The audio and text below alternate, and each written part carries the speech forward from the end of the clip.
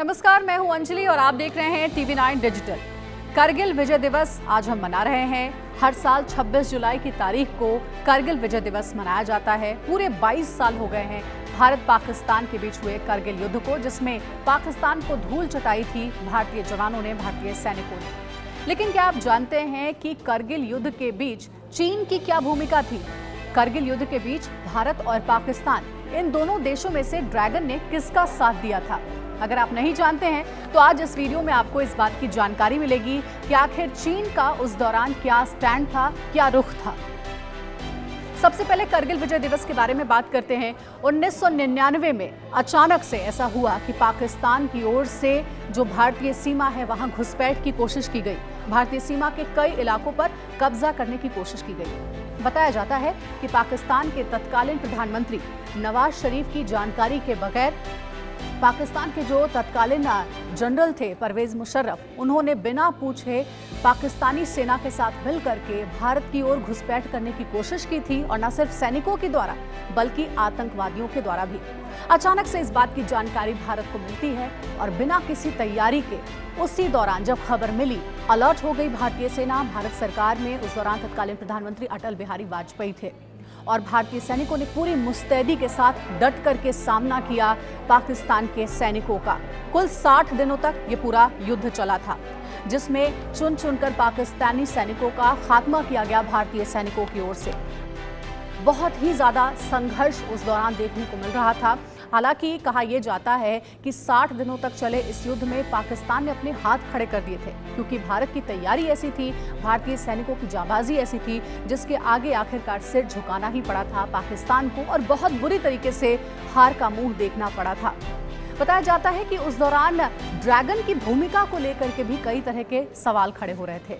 जी हाँ, चीन की भूमिका को लेकर के कहा जाता है कि यूं तो चीन हमेशा ये कहता है कि वो स्वतंत्र विदेश नीति पर यकीन करता है, यानी कि किसी भी दो देशों के बीच में हस्तक्षेप करने से चीन हमेशा परहेज करने की बात करता है।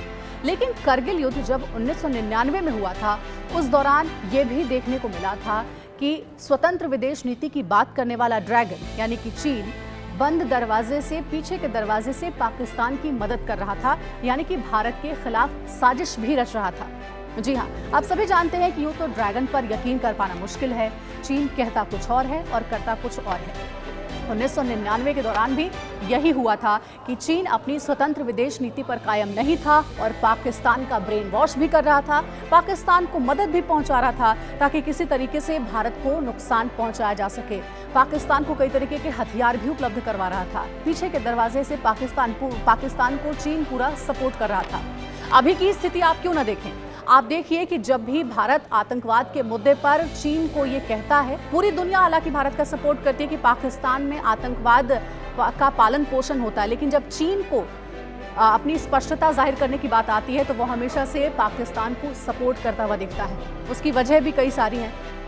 चीन को ये बहुत अच्छे से पता है कि अगर भारत के लिए कोई साजिश रचनी है और भारत को हराना है तो उसके लिए पाकिस्तान को उसे अपने झांसे में लेना पड़ेगा। हालांकि अभी तक एक भी बार चीन अपने मंसूबों में कामयाब हो नहीं पाया है। चीन की हर साजिश को भारत ने उसी समय परास्त किया है, उसी समय नेस्तनाबूद किया है। 1999 में भी यही हुआ। लेकिन चलिए हम आपको ये बताते हैं कि आखिर हम ऐसा क्यों कह रहे हैं कि 1999 के करगिल युद्ध के दौरान ड्रैगन जो है वो पाकिस्तान को सपोर्ट करते हुए भारत के खिलाफ साजिशें रच रहा था। बताया जाता है कि 1999 में जब करगिल युद्ध हुआ था, उसी दौरान ये देखने को मिला था कि ड्रैगन ने, PLA ने लद्दाख में अपनी जो पेट्रोलिंग है वो अचानक से बढ़ा दी थी। वहां पर जो है वो अपनी गतिविधियां तेज कर दी थी, और 3 ऐसी चीजें देखने को मिली थी, 3 ऐसे कारण थे जिसके आधार पर यह कहा जा रहा था कि कहीं ना कहीं चीन की जो साजिश थी वो भारत के लिए ठीक नहीं थी, चीन के मंसूबे ठीक नहीं थे। वो 3 कौन से बड़े कारण थे जिसके आधार पर ये बातें छन करके सामने आई, वो हम आपको बताते हैं।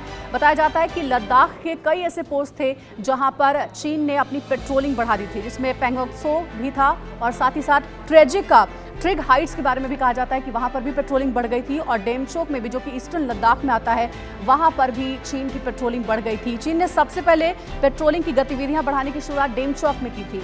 PLA ने 70 ऐसी पेट्रोलिंग पार्टियां हैं जो कि 6 जून 1999 को डेमचोक चौक के सामने पहुंच गई थी और ये सब कुछ अचानक हुआ था। ये करगिल युद्ध का इफेक्ट बताया जाता है और इसी दौरान भारत ने करगिल में ऑपरेशन की भी शुरुआत की थी। दूसरा, बीजिंग ने लद्दाख के ट्रिग हाइट्स के पास भी अपनी पेट्रोलिंग 1999 के जून के आखिरी हफ्ते में शुरू कर दी थी। यहाँ पर चीनियों ने एक प्राकृतिक सतह ट्रैक का निर्माण करना शुरू कर दिया था और इस कदम का जो आकलन किया जा रहा था वो विवादित क्षेत्र पर अपना दावा जताने के प्रयास में था। यानी कि चीन इस कोशिश में था कि कहीं ना कहीं भारत की इस सीमा को वो अपने कब्जे में कर ले।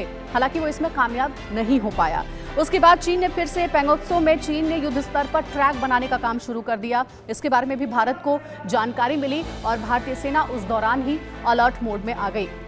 ऐसी कई गतिविधियां हुई जिसके बारे में कहा जा रहा है कि चीन ने ये जो 3 पेट्रोलिंग लद्दाख के अलग अलग जगहों पर शुरू की थी, लद्दाख के अलग अलग पोस्ट पर शुरू की थी और उसके बाद से ही लद्दाख में जो है वो भारतीय जवानों को मुस्तैदी से टिकने के लिए कह दिया गया। LAC पर तैनाती भी उतनी ही ज़्यादा बढ़ा दी गई और आज जो हालात है वो आप सबके सामने हैं। तो ये तो बिल्कुल साफ है कि चीन हमेशा से कोशिश ये करता रहा है कि पाकिस्तान के बहाने, पाकिस्तान का साथ देने के बहाने वो भारत को किसी भी तरीके से चोट पहुंचाए या फिर भारत के खिलाफ कोई साजिश रचे।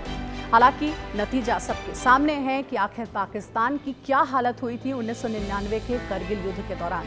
हमारे देश के वीर जवानों ने भारत माता की रक्षा करते हुए अपने प्राण न्यौछावर कर दिए थे और हमें बहुत फक्र है, बहुत गर्व है हमारे भारतीय सैनिकों पर। हमें पता है कि जब तक वो मुस्तैद हैं तब तक न भारत माता की सीमा में कोई घुसपैठ कर सकता है और ना ही हम तक कोई आज पहुंच सकती है। फिलहाल इस वीडियो में इतना ही। अगली वीडियो में फिर आपसे मुलाकात होगी। तब तक आप देखते रहिए देश और दुनिया की तमाम बड़ी खबरों के लिए TV9 भारतवर्ष।